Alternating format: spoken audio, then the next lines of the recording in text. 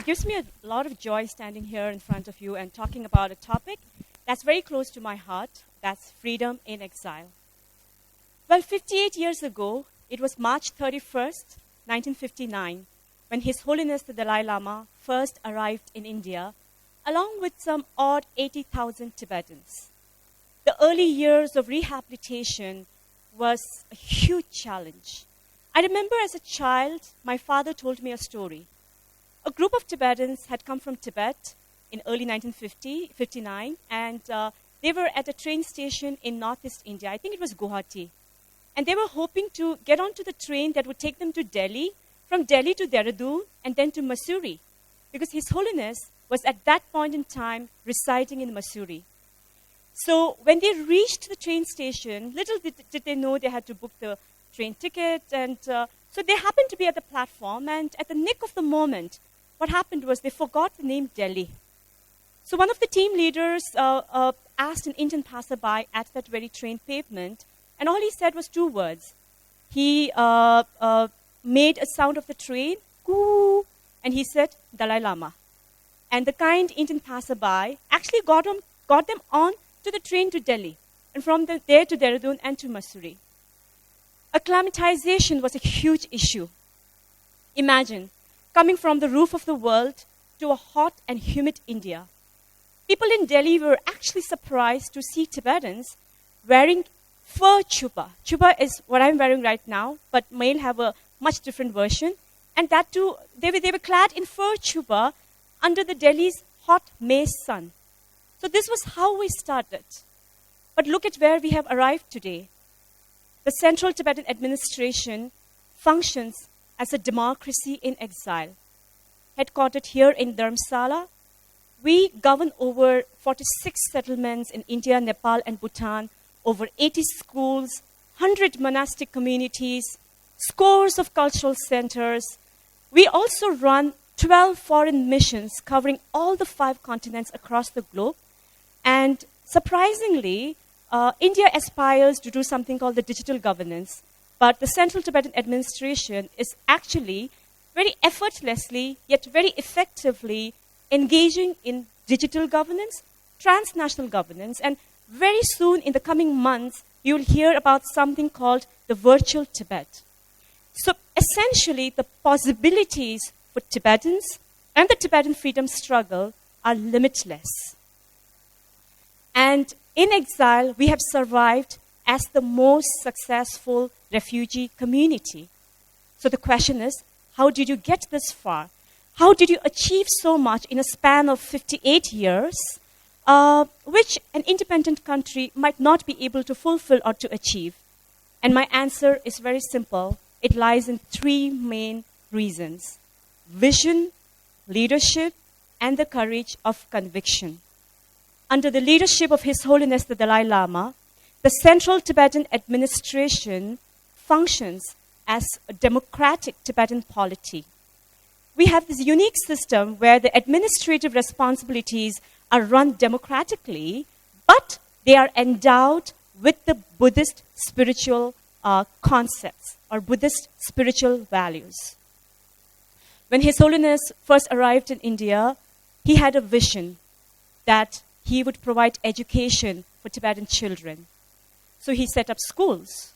And his elder sister, the late Siring Dolma, set up the Tibetan Children's Village School, which you will see here in Upper Dharamshala. That was where I got educated at. And His Holiness's younger sister, Jetsun Pema, who is one of my role models in life, she still manages the school. And at TCV, we were taught to consider others before self, and why it is important to come to learn, but to go to serve. So Jason Pamela was very, very convinced that when you provide an individual with an education, you are enabling that individual to gain an inquiring mind.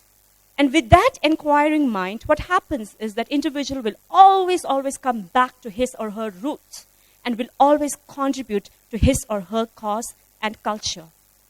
His Holiness had a very clear vision that with modern education, Tibetan children, or the future seeds of Tibet, I was once called a future seed of Tibet, that we would be educated with the right values, values of humankind. And it is these values that His Holiness expects us Tibetans to be contributing members to the global Tibetan community. And today, the Central Tibetan Administration, in particular the Ministry of Education, is working to achieve his vision by incorporating secular ethics in the school curriculum. Secular ethics is essentially instilling human values, altruism, nonviolence, compassion, mutual respect in the modern education system, and ensuring that education enables the development of both the head and the heart. In his book, Freedom in Exile, His Holiness said that when he first stepped on the Indian soil, it was then he experienced real freedom. Well, the Central Tibetan Administration is built on the foundations of the quest for freedom. And whoever leads freedom, when we learn to lead freedom, we need to understand what the word freedom means. So personally, in my case, I learned a lot from the Jewish experience in trying to decipher what the word freedom means.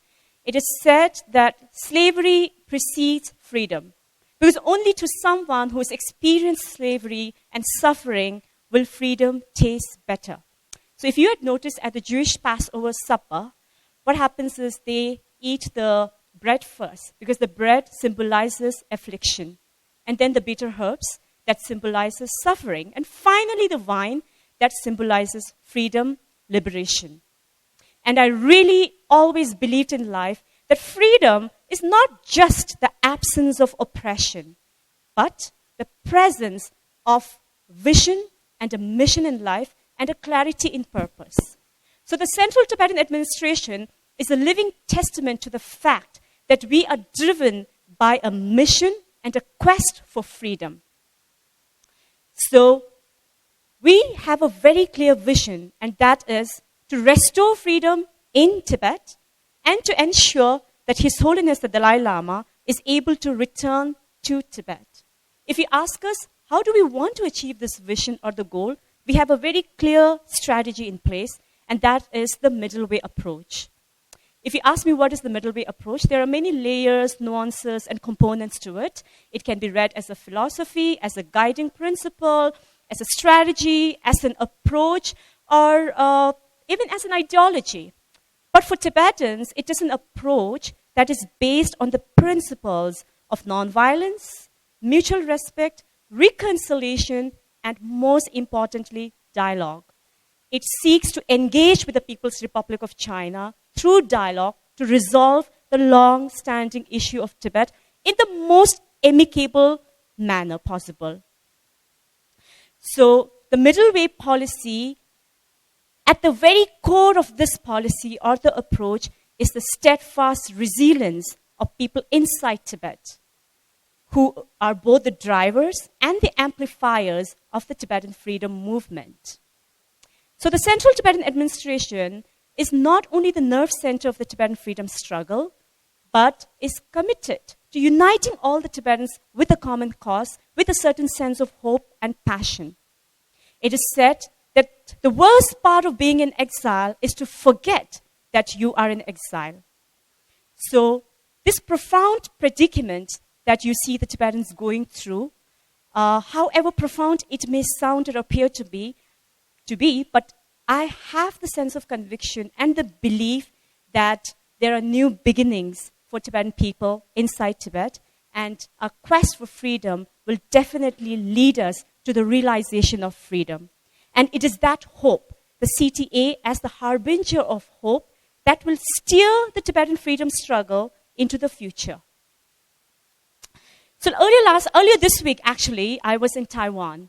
And when I did an interview with the Radio International Taiwan, the host asked us a question that seemed simple but was quite difficult. And she said, "What does the Dalai Lama mean to you?"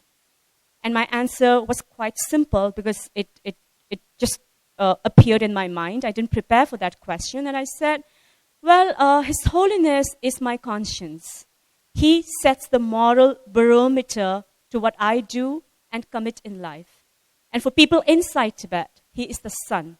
He is the unifying figure. He is the assertion of their cultural identity. And I'm sure every one of us know what the 4 commitments of the Dalai Lama are: promotion of human values, religious harmony, protection of Tibet's environment, culture, identity, language, religion, and fourthly is the promotion of secular ethics and the revival of the ancient Indian culture. So what we also need to understand is His Holiness, how I look at him, is not just a spiritual and a religious leader, but I'm sure many of you will agree with me. He's someone whose presence heals the human heart, whose words train the human mind, and whose action transforms the human lives. Friends, the year 2011 was truly a watershed moment for Tibetans in exile because His Holiness the Dalai Lama announced his decision to devolve all of his political powers and responsibilities, and all of us panicked. We urged him to rescind his decision and continue to remain as a political leader. I think what we lacked at that point in time was the courage of conviction, and we didn't have the strength to see the wisdom in his vision. But 6 years later, 2017, I am truly proud to say that the Central Tibetan Administration, under the leadership of a politically elected Sikyong or a president, Dr. Lobsang Sangye, multifariously spearheads this quest for freedom, but at the same time is planning for a long-term future strategy.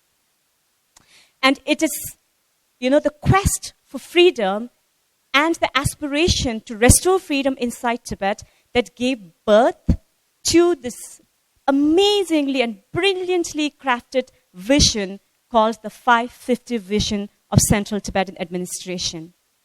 So if you ask me what is 5 and 50, you can see 2 figures. So what the Central Tibetan Administration aspires to do is, within the 5 years of political tenure of the leadership, we hope to engage all of our efforts to resolving the Tibetan issue through dialogue, through middle way. But to restore freedom in Tibet, the foundations of freedom in exile must be strengthened, must be sustained, and must succeed. So this is the 550 vision, which is a win-win strategy. And last month, in October, in Dharamshala, we convened the 550 Forum that saw the coming together of experts, scholars, policymakers, leaders, young activists from 21 different countries to strategize for Tibet's future. And the reason why we could do this is on the strength of having succeeded in exile for 58 years and given a long history of being an independent nation. So I really believe that the purpose of a nation should not just be based on the present, but should be based on the future as well. And it is said that where there is no vision, there the people perish. Even the environmental crisis facing us today is because of the lack of vision. Terrorism that threatens us all today, though we understand, stems from the greed of the few, but essentially it is because we lacked a far-sighted vision. Thankfully, the Tibetan freedom struggle is guided by a vision. And this vision guides all of our actions at both a strategic and tactical level. And I think the future is what we are really hopeful of. And personally, I am standing in front of you, but I must admit, my personal and my professional life has not been one without its own shares of struggles. But I think one approach that I always held on to was how one could look at problems as challenges and not as problems to thwart you, but as challenges that every time you overcame it, there is a sense of achievement. And I've learned over the years and through my experience of working or of being a public figure that you are your life's architect, that you are your life's author. And at any point in time, you could turn back and say, hey, this is not how the story is going to end. And I can vouch for the fact that when one door closes, the other opens. So the Central Tibetan Administration is a symbol of the Tibetan people's quest for freedom. And the story of CTA, the story of hope and resilience as it unfolds, shows to the world that even in the direst of situations, even in the most challenging circumstances, you can still experience and lead freedom in exile. And it is this very freedom that we hope to take it back to our home country and to lead in a home country for a people. And I truly believe, friends, that this day is not very far. And one of the things we could look at is the Tibetan approach to freedom struggle or to resolving conflicts and differences serves as an antidote to the dominant playbook, which today, unfortunately, is extreme nationalism, violence, cruelty of war, retaliation, and terrorism. The Tibetan approach, which is based on the principles of nonviolence, compassion, mutual respect, reconciliation, dialogue, I think stands as a strong testament to the fact that this kind of world, this kind of approach is possible. And that's why the world needs to embrace that. Finally, I'd like to recount an experience I had with a democracy activist from northern Eritrea in Africa. We met in Pune, actually in Panchkani, for an Initiatives for Change summit years ago. And after speaking with each other for about 3 hours regarding our struggle, she said, "You know what, Dhardon? Now I have this belief that if Tibet succeeds, the world succeeds. And truly, the world has much to benefit from Tibet's success story." Thank you very much.